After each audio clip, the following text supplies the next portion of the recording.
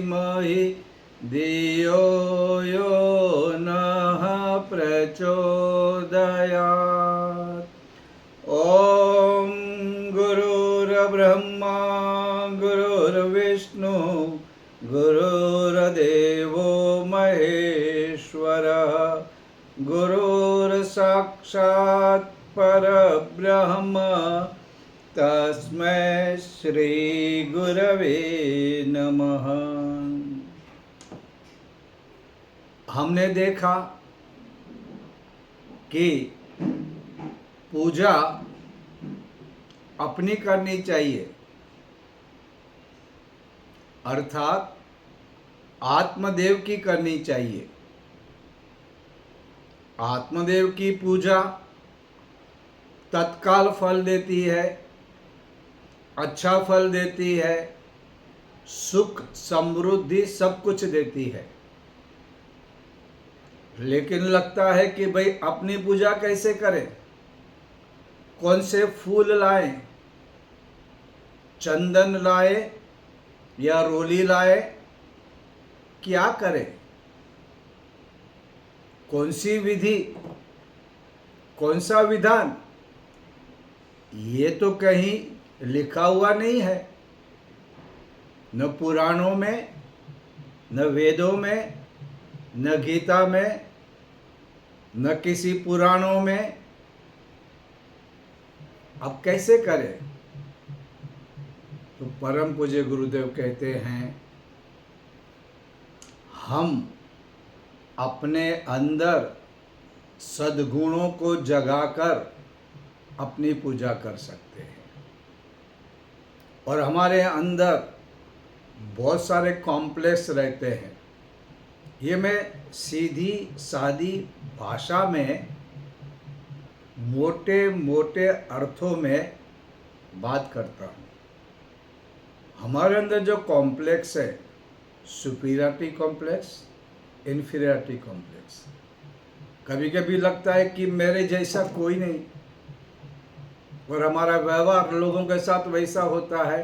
कभी कभी लगता है कि मैं तो बेचारा, मैं तो कुछ भी नहीं, मेरे पास तो न धन है, न दौलत है, न मेरी इज्जत है, मेरे घर में भी मुझे अपमानित करते हैं, मैं भला क्या कर सकता हूँ। इन दोनों भावों को निकालकर हमने जो पाप किया, हमने जो गलतियाँ की, हमारी जो कमजोरियाँ हैं, अब उसको बारंबार याद नहीं करना है। उसे भूल जाने में ही मजा है। समय का पानी बहता रहता है, उन्हें बह जाने दो। आज के बाद कभी अपने आप को बेचारा गरीब मत समझो। याद करो शंकराचार्य ने क्या कहा, चिदानंद रूप शिवोहम शिवोहम, मैं शिव हूँ, मैं आत्मा हूँ। भगवान कृष्ण ने गीता में कहा, सर्वस्य चाहम हृदय सन्निविष्ट, मैं सबके हृदय में रहता हूँ। तो तुम याद करो, तुम भगवान के अंश हो, तुम सिंह की संतान हो, तुम अमृत की संतान हो। जो हो गया जाने दो, हो सके पश्चाताप कर लो, लेकिन फिर अपने जीवन को संवारो। ये जीवन ही परमात्मा है, इसके अंदर अच्छे अच्छे गुणों लाओ। गलतियां हो गई, दोबारा नहीं करना है, लेकिन अपने आप को हर बार कोसते मत फिरो। मैं पापी हूँ, मैं नीच हूँ, मैं निकम्मा हूँ, मैं काम का नहीं हूँ, ये विचार को मत लाओ। ये सोचो मैं परमात्मा का बेटा हूँ, मैं पूर्ण हूँ, परमात्मा की सहायता मुझे मिलती रहती है, मेरा जीवन अच्छी तरह चल रहा है, मेरा स्वास्थ्य अच्छा है। और ये सिर्फ कहना नहीं है, ये हो सकता है कि पहले प्रैक्टिस करने के लिए कहना पड़े, लेकिन फिर तुमको वैसा मान के चलना है। अपने आप को संवारो, अपने व्यक्तित्व को अच्छा करो। लोग क्या कहते हैं उसके ऊपर मत जाओ। तुम अपने बारे में अच्छे ख्याल रखो। तुम जैसे भी हो, तुम्हारी हाइट जैसी भी हो, तुम्हारे रंग रूप जैसे भी हो, तुमको उसके बारे में कोई भी कॉम्प्लेक्स नहीं रखना है, कोई गलत धारणाएं नहीं रखनी है। तुम पूर्ण हो, पूर्णता की ओर जा रहे हो, परमात्मा के हाथों में हो, उसका संरक्षण मिल रहा है, परम पूज्य गुरुदेव के हाथ में हो, उनके आशीर्वाद मिल रहे हैं, उनकी नैया में तुम चल रहे हो। नदी पार होगी, सागर पार होगा, ऐसा विश्वास रखो। और देखो, ऐसा करोगे तो तुम्हारा जीवन कितना बदल जाता है। और परम पूज्य गुरुदेव ने इसका पूरा प्रोसेस बताया है। अगर वो समझने के समय नहीं या समझ नहीं, तो इतना तो कर सकते हैं कि हम हमारे अंदर अच्छे गुणों को जगाएं। हमारे भीतर अनंत शक्तियां हैं। ऐसा नहीं है कि एक या दो या तीन, अनंत unlimited power is within us. तो उसको समझना है, जागना है, जागृत करना है, मानना है। मानते रहोगे, तुम्हारे सामने प्रकट हो जाएगा। ये तुम्हारी आत्मदेवता की और तुम्हारा फीलिंग, मैं वही हूँ, मैं परमात्मा, मैं मच्छर मकड़ी, मैं कमज़ोर। अगर ऐसा समझते रहोगे, दुनिया भी तुमको वैसा ही समझेगी, तुम्हारे घर वाले भी तुमको वैसा ही समझेंगे। अपने आप को, अपनी अस्मिता को जगाना है, आत्मविश्वास को जगाना है। विवेकानंद जी कहते थे, लोग कहते हैं जो भगवान को नहीं मानता वो नास्तिक है। मैं कहता हूँ जो अपने आप को नहीं मानता, जिसको आत्मविश्वास नहीं है, वो नास्तिक है।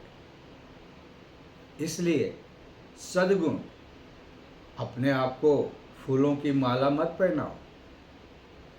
तिलक करना है करो, जैसा करना, कौन सा करना, क्या करना, चंदन ले या ये ले, गोल करे या लंबा करे या कौन से कलर का करे, उसमें नहीं पड़ना है। लेकिन तुम्हारे भीतर अनुचित आवेश नहीं आ रहा है, वो तुमको देखना है। तुम्हारे भीतर अपने आप पे भरोसा होना चाहिए। तुम जैसे भी हो, जैसे भी दिखते हो, उसके बारे में चिंता या अवसाद नहीं करना है। तुम परफेक्ट हो, ये भावना के साथ मुझे गुण डेवलप करने हैं, मैं सब कुछ प्राप्त कर सकता हूँ इस दुनिया में, अगर मैं चाहूँ। क्योंकि मैं ही अपने जीवन का, अपने भविष्य का सर्जक हूँ। मैं सर्जक हूँ, मैं सर्जना कर सकता हूँ, मैं सर्जन कर सकता हूँ। ये ख्याल रखना चाहिए। ये हो गई हमारी खुद की पूजा। गुण, सद्गुण, यही संपत्ति है। फिर हमारे यहाँ कहते हैं कि भाई एक बार एक आदमी गया भागवत सुनने के लिए, तो वहाँ पे कहा कि भाई आपको सबकी पूजा करनी है, सब में भगवान है। तो उसने महाराज से पूछा कि क्या मैं पत्नी की पूजा कर सकता हूँ? तो बोलता बिल्कुल करना चाहिए। अब पत्नी की भी पूजा, पति तो परमेश्वर है। अब पति परमेश्वर है तो इसका मतलब एक ही होता है कि जो आदमी सामान्य जीवन गुजार रहा है, वह गाली गलौज या घर में किसी को मारता नहीं है, सामान्य आदमी है, सामान्य पत्नी है, सामान्य पति है, तो उनको एक जो फीलिंग है कि पति परमेश्वर है, यानी कि पति की बार बार निंदा, कुतली, बदनामी नहीं करनी है। कितने लोगों को आदत होती है एक दूसरे की बदनामी करते हो, बदनामी ऐसी करते हैं, बाहर कोई नहीं मिलता तो घर वालों को ही बदनामी करते हैं। अपने बच्चों को, बहुओं को, बेटियों को, उनके रिलेटिव को कहना शुरू करते, ये तो निकम्मा निठला ऐसा है, इससे तो मैं इस जन्म से तंग आ गई। क्यों भाई ऐसा? क्यों? अच्छा है, सुन लेता है इसलिए कुछ भी कहते रहना है? और इससे क्या होगा, तुम अपने आप को कमज़ोर कर रही है। आज तुम्हारी कीमत है, कल बुढ़ापा आएगा, लोग तुम्हारे व्यक्तित्व को बहुत ही खराब मानेंगे। और इसमें सुख भी कहाँ है। जिनके साथ रहना है वे बुरे नहीं, उनकी बुराई करने से क्या फायदा होगा। तुम श्रेष्ठ बनोगे, श्रेष्ठ दुनिया में बनो, सचमुच में बनो। अपने ही घर में क्यों ये बदबू, ये नर्क फैलाना, ये ठीक नहीं है। पति को भी पत्नी के गुण देखने चाहिए। अब कोई अवगुण है, क्योंकि पत्नी और पत्नी परिवार व्यवस्था, ये विवाह व्यवस्था इसलिए हुई कि हमारे ऋषि जानते थे कि पति और पत्नी ये दोनों कोई पूर्ण नहीं है। कुछ गुण इसमें है, कुछ गुण इसमें है, ये दोनों मिलते हैं तो ये दोनों गुण मिलने से सर्वगुण संपन्न बनते हैं। तो एक दूसरों में अवगुण भी है, कमियां भी हैं, कमजोरियां भी है, लेकिन दोनों जब पत्नी पत्नी मिलते हैं तो फिर उनके जीवन में एक दैवी परिवर्तन आता है और उनसे वे बहुत सुखी बन सकते हैं। इतना ही नहीं, वे अपना जो आत्मीय भाव है, परिवार इसलिए बना है क्योंकि अगर इंसान को आध्यात्मिक उन्नति करनी है तो देने की, प्रेम की, त्याग की, सहयोग की, सम्मान की, ये जो भावनाएं होती है ना, तब अध्यात्म में प्रवेश मिलता है। नफरत, निंदा, ईर्ष्या, अहंकार, स्वार्थ, बेईमानी, इससे कभी अध्यात्म में आप प्रवेश नहीं कर सकते। आप फिर कितने भी तिलक करो, कितना भी मालाएं डालो, कितना भी मालाएं जपो, उससे कुछ नहीं होने वाला है। ये तो दिखावे का है। जो होता है ये जरूरी है, माला भी जरूरी है, तिलक करो तो वो भी जरूरी है, कपड़े कौन से पहनते हो उससे भी तुम्हारा व्यक्तित्व पता चलता है। लेकिन ये सब कुछ नहीं है। इसको सब कुछ मान के चलोगे तो गड़बड़ा जाओगे, तो गड़बड़ हो जाएगी। तो इसका महत्व होते होते एक दूसरे का इज्जत करना। ऐसा कहते हैं जहाँ नारी की पूजा होती है वहाँ पे देवता प्रसन्न होते हैं। कहने का भावार्थ समझे। अब नारी पत्नी की पूजा करने वो गया तो क्योंकि महाराज ने कहा था कि भाई पूजा करो, तो वो तो हार लेके गया, तिलक लेके गया, अत्तर लेके गया, पंचोपचार पूजन करने के लिए दही लेके गया, मध लेके गया, गन्ने का रस लेके गया, घी लेके गया, दूध लेके गया, गंगा जल लेके गया। और पूजा के प्रारंभ की बीवी ने बोला ये क्या गए, पगला गए हो क्या?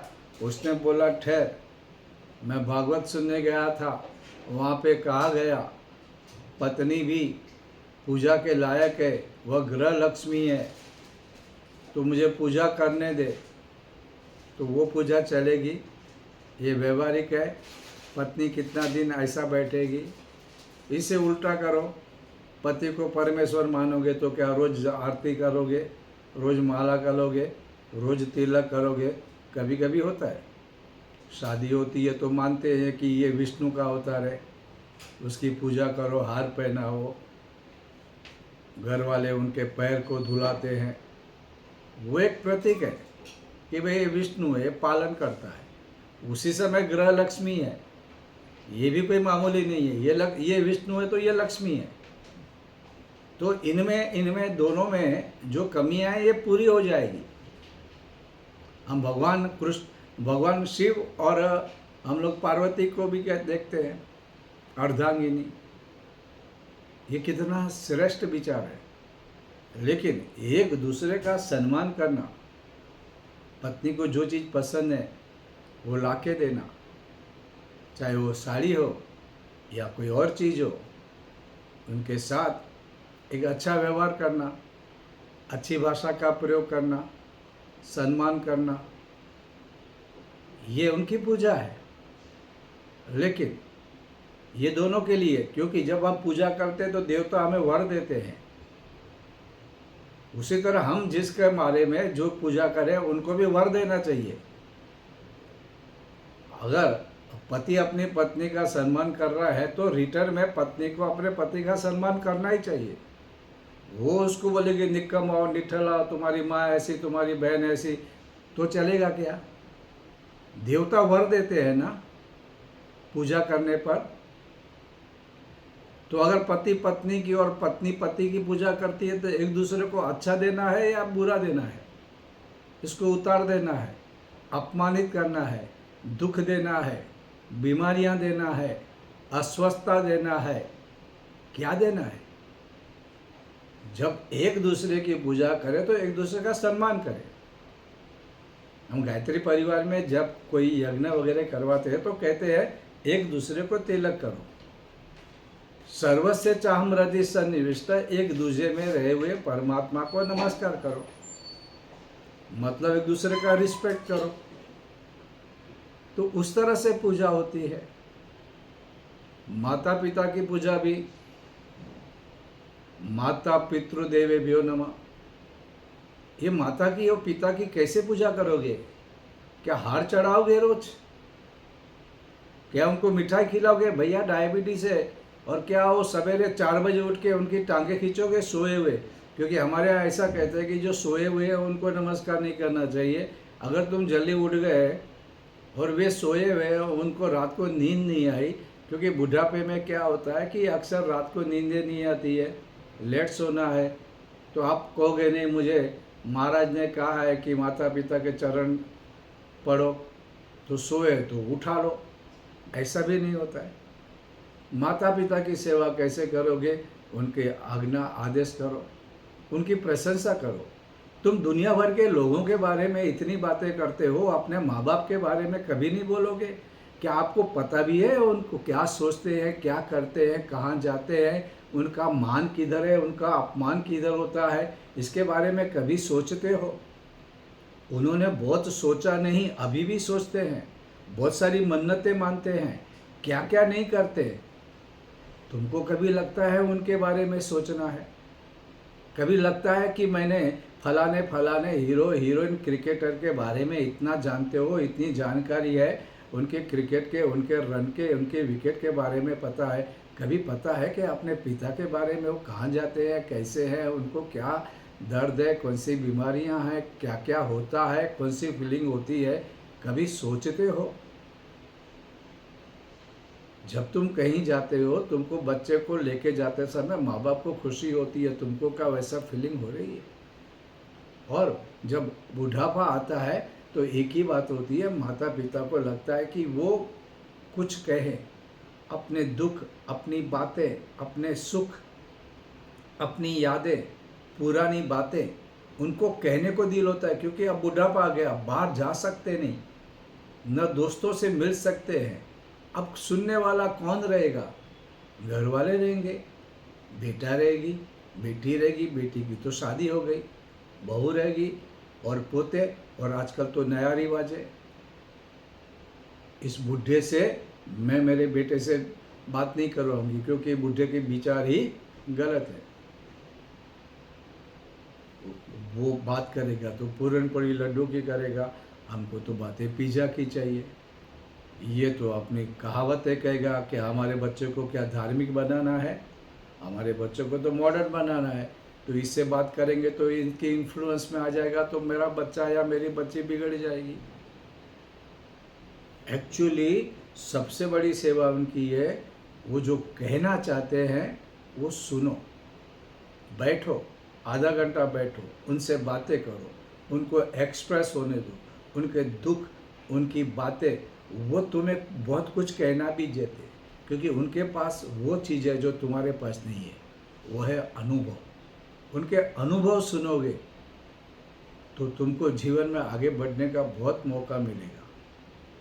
तुम्हारी सोच आवेश में हो सकती है, उनके पास अनुभव है, उन्होंने दुनिया देखी है। तो उनकी बातें तुम नहीं सुनोगे तो क्या बाहर वाले आके सुनेंगे? सुनो, इज्जत करो। कभी दर्द होता है, कभी, क्योंकि क्या होता है कि कुछ उम्र के बाद शरीर थकता है, स्नायु कमज़ोर होते हैं, मेमोरी कम हो जाती है, और ऐसे पे उनको चाहिए कि कोई सुख की बातें सुने, उन्हें चाहिए कि कभी कोई पैर दबाए। माता पिता साथ में हैं, बहुत अच्छी बात है, पुण्यशाली हो। दादा दादी साथ में है, अधिक पुण्यशाली हो। पुण्य कमाओ, और कोई पूजा प्रार्थना नहीं करोगे, उनकी सेवा करोगे, तो मैं आपको लिख के देता हूँ, आपका भविष्य जरूर बहुत ही उज्जवल होगा। और इससे उल्टा अगर हम उनकी बददुआएं लोगे, कुछ करोगे नहीं, तो इतना अच्छा मत अपने बारे में सोचना। सेवा करो, सुनो। पैर दबाने में क्या शर्म आनी चाहिए? क्यों नौकरानी ला के देना? और आपको मालूम है नौकरानी को आप देंगे, वो देखेगी तो करेगी, नहीं तो नहीं करेगी। बादाम देंगे, बादाम वो घर पे लेके जाएगी, बूढ़े को, बूढ़ी को, जो आप कहते हो, भाषा कौन सी होती है, बूढ़े बूढ़ी, क्या देंगे उनको? और कौन से आशीर्वाद आपको मिलेंगे? तो माता पिता की सेवा करनी है तो उनके साथ रहो, उनकी बातें सुनो। और अगर तुमको ज़्यादा पुण्य चाहिए तो जहाँ पे भी आपको ऐसे लोग मिले, वृद्ध हो गए हैं, 10 मिनट बैठो, हंसाओ, उनको मदद करो। और ऐसे भी कई लोग हैं, माँ बाप जिनके बच्चे विदेश चले गए हैं पैसे कमाने के लिए, इधर अकेले हैं, फिर वो उलझ जाते हैं अकेले अकेले। उनसे जाके मिलो, 2 गप्पे मार के आओ, मुस्कुराओ, जोक्स मार के आओ। ये भी पुण्य का काम है, ये हमारी संस्कृति है। और फिर बच्चे रह गए, बच्चों की भी पूजा करनी है। तो बच्चों की पूजा आप उनको खुश करके उनको पिज़्ज़ा या ऐसे अकुदरती भोजन, या उनको ऐसे टीवी मोबाइल ऐसे दे दिए जहाँ के दृश्य भयंकर है। ये पूरा समझना चाहिए, वो जो देखते हैं और सुनते हैं उनकी असर उनके सबकॉन्शियस माइंड पे चलती है। आज जो डाले है कल वो बाहर आएगा।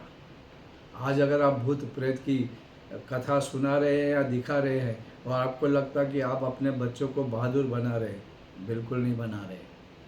क्योंकि जब वो कभी अकेले पड़ेंगे, कभी हिम्मत हारेंगे, कभी तनाई में रहेंगे, तो ये सारी बीचें, ये सब भय, ये फिर भूत प्रेत बाधा, ये सब उनके नज़र में आते हैं। तो उनको वो बातें सिखाओ, हनुमान की बातें करो, उनके सिनेमा, छत्रपति शिवाजी महाराणा प्रताप, ऐसे लोगों की बातें, भगवान राम, भगवान कृष्ण की बातें। तो वे जब अकेले पड़ेंगे तो भी हिम्मत वाले रहेंगे, मुस्कुराते रहेंगे, हिम्मत कभी नहीं हारेंगे, डर कभी नहीं रहेगा। ऐसा समय भी आएगा तो मेरे साथ कोई है, ये उनको फीलिंग आएगा। और ये बहुत ज़रूरी होता है। तो ये इसलिए हमारे जो ऋषि कहते हैं कि सबकी पूजा करना है, तो ये उसके पीछे उनका जो भावार्थ ये होता है।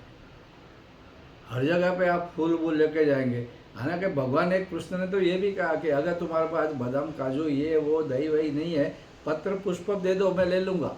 लेकिन उन्होंने एक कंडीशन डाली है, वो कैसा होना चाहिए? श्रद्धापूर्वक होना चाहिए। श्रद्धा नहीं है और आप ऐसा डाल लोगे तो नहीं चलता। कभी कभी जन्माष्टमी जैसे में अगर मंदिर जाते हैं तो लोग पैसे ऐसे फेंकते हैं, किसी का सर फूट जाता है। ऐसा नहीं करना होता है। आप आपकी श्रद्धा के साथ जो देना है वो दे दीजिए। और हमारे यहाँ तो ये कहा है ना कि भाई जो चींटी है और पंछी है, पशु है, उनके लिए भी उनकी भी पूजा करना है। अब गाय की पूजा आप फूल से करो ठीक है, लेकिन गाय को आप घास खिलाओ। और आजकल तो बिजनेस हो गया है कि जिसकी गाय है वही घास बेचता है, वही तुमसे पैसा लेगा, उसी को देगा और वही तुमको दूध बेचेगा। तो थोड़ी भावना विशाल करनी है कि भाई जो गाय जिसको लोगों ने निकाल दिया है, उनको कोई नहीं है, उन्होंने सेवा की है मानव जाति की, उनके लिए दो।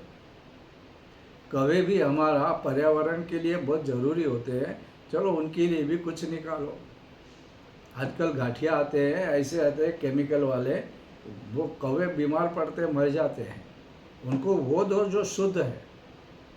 कुत्तों को खिलाओ जो तुम्हारी रक्षा करते हैं, तुम्हारे साथ रहते हैं। तुमको रात को कुत्ते की आवाज़ लगता है कि भाई मेरे पास कोई है, मैं सलामत हूँ, ये फीलिंग आती है, वो भी करो।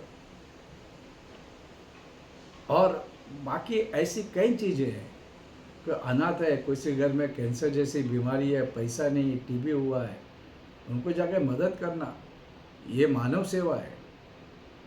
ये सारी चीज़ें जीवन में होनी चाहिए।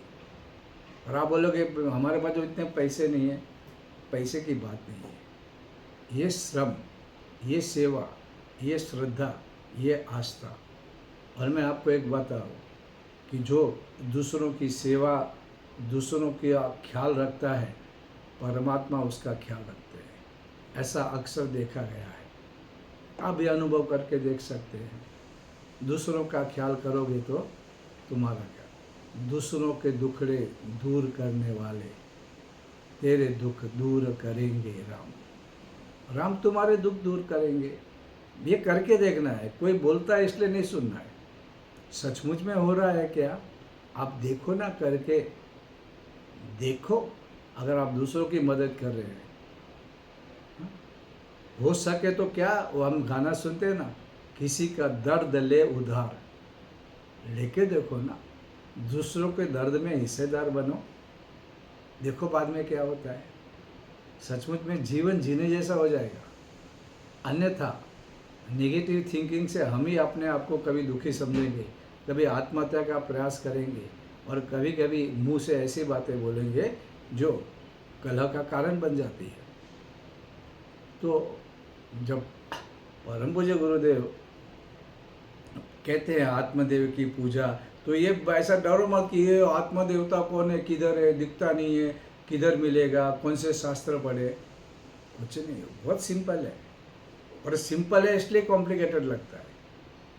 कभी कभी आदमी को कैसा लगता है, कोई चीज़ सिंपल होती है ना, उसको समझ भी नहीं आता, उसको कॉम्प्लिकेट करके ही करते हैं। बाल उलझ जाने के बाद ही बाल को सीधा करने की आदत होती है। तो बहुत सिंपल है। शब्दों को हम लोगों ने बहुत भारी बना दिया है। एक जो व्यवहार मुझे अपने लिए पसंद नहीं, मैं दूसरों के लिए नहीं करूं। पर मुझे गुरुदेव कहते हैं सिंपल है ना, मेरा अपमान करे मुझे नहीं अच्छा था, मैं दूसरों का अपमान नहीं करूं, मैं दूसरों का मान रखूं। मेरे घर वालों के बारे में कोई बोलता है तो मुझे बुरा लगता है, तो मैं दूसरे घर वालों के बारे में नहीं बोलूं। और ये संसार के किसी में नहीं, घर में भी ये होना चाहिए। मुझे लगता नहीं कि मेरे घर वालों के बारे में कोई बोले तो मैं अपनी पत्नी के घर वालों के बारे में क्यों बोलूं। और पत्नी को भी देखना चाहिए, मैं अपने घर वालों के बारे में कुछ बुरा नहीं बोलती हूँ, बुरे होते हुए भी, तो मेरा पति के घर वालों को मैं क्यों बुरा बोलती रहूँ बात बात पे। ये सोचोगे तो तुम्हारे घर में एक दूसरे की पूजा होने के बाद तुम समाज, और फिर जो हमारे ऋषियों ने कहा कि पहले व्यक्ति बदले, व्यक्ति से परिवार बदलेगा, परिवार से समाज बदलेगा, समाज से विश्व बदलेगा, समाज से राष्ट्र बदलेगा, और राष्ट्र से विश्व बदलेगा। और ये अगर हम लोग करते हैं तो ये कोई मुश्किल काम नहीं है। अपने आप को तो बदल के देखो, दूसरा बदले उसका इंतजार कभी भी नहीं करना चाहिए। तो इस तरह से पूजा कैसे करें, पूजा ऐसे करें। हमारे यहाँ बहुत सारे तरीके हैं। विष्णु का, भगवान विष्णु की पूजा करनी है तो भाई तुलसी लाओ, गणपति करनी है तो दूर्वा लाओ, शंकर भगवान की करना है तो फिर बिल्व पत्र लाओ। ये और उनकी अलग अलग विधियां हैं। लेकिन ये जो विधियां हैं, ये विधियों के साथ साथ अगर ये विधियां कभी नहीं भी हुई, लेकिन हमारे अंदर की जो भावनाएं हैं वो अगर सही होती है, अगर मैं अपने अंदर सद्गुण लाता हूँ, मैं कल से आज ज़्यादा अच्छा बनने का प्रयत्न करता हूँ, मैं अध्यात्मवादी हूँ। मैं मेरी पत्नी का सम्मान करता हूँ, मैं उनकी हर बात को समझता हूँ, तो मैं पत्नी की पूजा कर रहा हूँ। मैं माता पिता के हर बात सुनता हूँ, उनके बारे में सब कुछ जानता हूँ। मैं किसी हीरो के बारे में जानने से अच्छा है कि मैं मेरे माता पिता ने बचपन में क्या किया, अभी वो कहाँ जाते हैं, उनका समाज में क्या वैल्यू है, वो मैं जानूंगा। वो मेरे लिए ज़्यादा महत्व होना चाहिए, क्योंकि ये असली देवता है। मैं उनके दुर्गुण देखते बैठूँ, मैं उनकी निंदा करते बैठूं, मैं उनका अपमान करते बैठा हूं और मैं हीरो बन जाऊं। अरे भगवान के आशीर्वाद तो बाद में आएंगे, पहले माता पिता के आशीर्वाद ही तुम्हारे लिए सब कुछ है।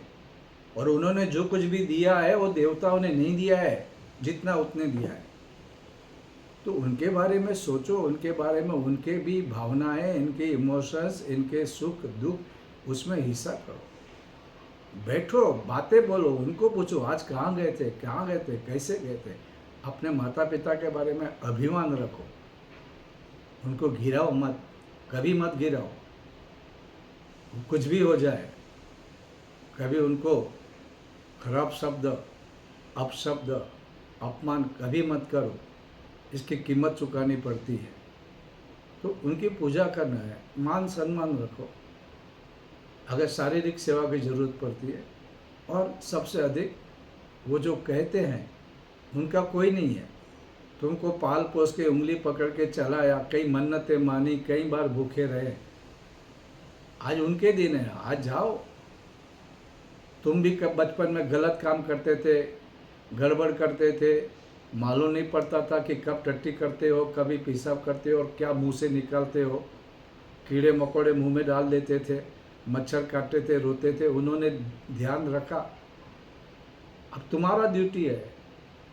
अब वो लाचार हो गए, चल फिर सकते नहीं, हिल नहीं सकते। अब जाके देखो कि भाई उनको क्या हो रहा है, वो गीले हो गए हैं, क्या उनको मच्छर काट रहा है, क्या कुछ मुंह से निकल गया है, वो ध्यान तुम नहीं रखोगे तो सेंस ऑफ ग्रेटिट्यूड का क्या मतलब है, क्या इंसानियत का। और हमारे धर्म में हम लोग अगर ये नहीं समझेंगे तो बाकी तुम तिलक बिलक करके पीले ये लाल सफ़ेद कपड़े पहन के घूमोगे और लगेगा कि हम महान हो गए, तो ऐसा नहीं होता है। तो इसको समझे, इसका अर्थ समझे और जीवन को भी, अपना जीवन भी सुखी बनाए, परिवार का भी जीवन सुखी बनाए और धीरे धीरे हम समाज को भी सभ्य बनाए। आज के लिए बस इतना।